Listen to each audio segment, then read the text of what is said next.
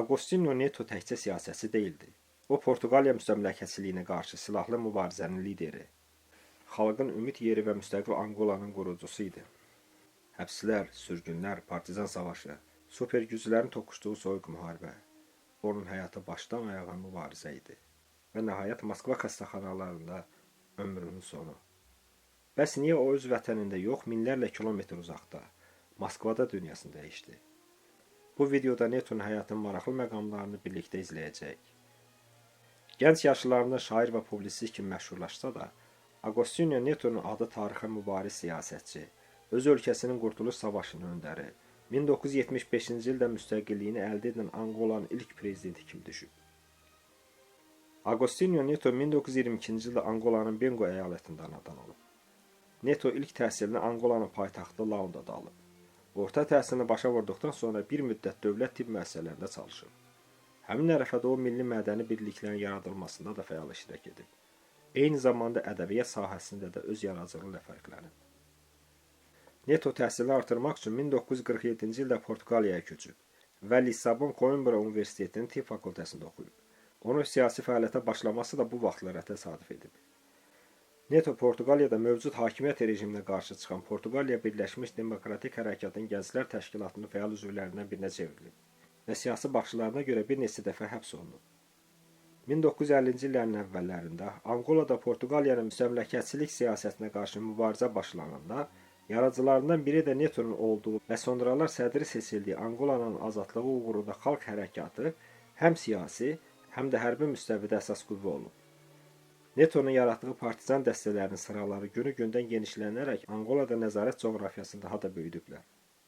Sözsüz ki, Portuqaliyanın müstəmləkəsindən çıxmaq mövcud dövr üçün mürəkkəb məsələ olub və bu məsələdə beynəlxalq münasibətlər mühüm rol oynayıb. Bu məqsədlə Neto 1962-ci ildə Vaşinqtonda Amerika prezidenti John Kennedy ilə görüşüb. Qurtuluş Savaşı üçün ondan kömək istəyib. Kennedy Netoya dəstək verməyib. Əvəzində isə Amerika Angola Milli Azadlıq Cəbhəsinin lideri Holden Robert ilə əməkdaşlığa daha çox üstünlük verib. Həm xaricdən olan təzyiqlər, həm də daxili çəkişmələr Netonun mübarizə əzmini sındıra bilməyib.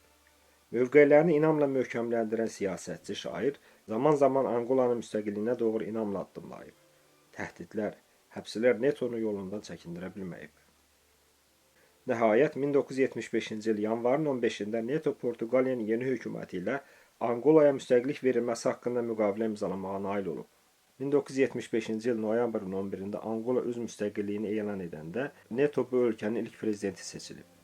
O ilk bəyanatında Angolada sosializm quruculuq kursunu bəyan edib. Bu ərəfədə Angolada vəziyyət heç də ürəkaçan olmayıb. Bütün sahələrdə böhran hökm sürüb. Ölkə müstəqilliyini əldə etdikdən sonra Portuqaliyadan olan mütəxəssislər Angolanı tərk ediblər. İqtisadiyyat ağır duruma düşüb. Digər tərəfdən müxalif qüvvələr də ölkədə ixşşlar yaratmağa cəhd ediblər. Antikomünist qruplar Amerikanın köməyi ilə Angolada çevriliş etməyə çalışıblar. Angolaya Zair və Cənubi Afrika Respublikasının qoşunları yeridilib. Bu mürəkkəb şəraitdə Neto kömək üçün Seri və Kubaya müraciət edib. Moskva Angolaya hərbi mütəxəssislərini, Kuba isə hərbi kontingentini göndərib.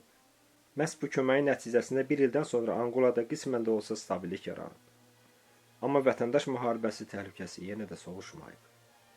Neto növbəti dəfədə kömək üçün Seriyə müraciət edib. Bu Moskvaya səfər zamanında Brejnevlə də görüşüb. Onlar baş verən hadisələr ətraflı təhlil ediblər. Brejnev Netodan öz köməyini əsirgəməyib.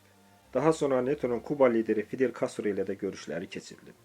Netonun hakimiyyətə qalmasında Fidel Castro və Kuba hərbi kontingentinin böyük rolu olub. Gərgin həyat tərzi, siyasi və silahlı mübarizələr Netonun səhhətində ciddi problemlər yaradıb. 1978-ci ildə Angola prezidenti ağır xəstəliyə düçar olur. Bir müddət öz ölkəsində müalicələr alsa da, Netonun sağlıq durumunda heç bir müsbət irəliləyişə nail olunmayıb. 1979-cu ilin yayında Neto ilə Brejnevin telefon danışığı zamanı Sovet lideri onu müalicə üçün Seriyə dəvət edib. Angola prezidenti təklifi qəbul edərək həmin ilin sentyabrın əvvəllərində Moskvaya gəlib. Müayinələrdən sonra konsilium gəldiyi son nəticə cərrahiyyə əməliyyatının zəruriliyi olub. Bu haqda Angola prezidentinə məlumatlandırıblar. Neto yazılı şəkildə əməliyyat olunmasına razılıq verib. Əməliyyatı Serin ən tanınmış cərrahları aparsa da, Netonu xilas etmə mümkün olmayıb. 56 yaşlı prezident sentyabrın 10-da 1979-cu ildə əməliyyatdan sonra Moskvada vəfat edib. Agostinho Neto Angolanın paytaxtı Laondada onun üçün hazırlanmış xüsusi mavzoleydə dəfn edilib. Əvvəllər də bir neçə kitabı çapı olmuş Netonun vəfatından sonra Müqəddəs Ümid adlı şeirlər kitabı işıq üzü görüb. Qeyd edək ki, Neto bir çox ölkələrin ali mükafatları ilə təltif edilib. O cümlədən Lenin orderinə də layiq görülüb. 1977-ci ildə isə xalqlar arasında sülhü möhkəmlətməyə görə Angolanın ilk prezidenti beynəlxalq Lenin mükafatının laureatı olub.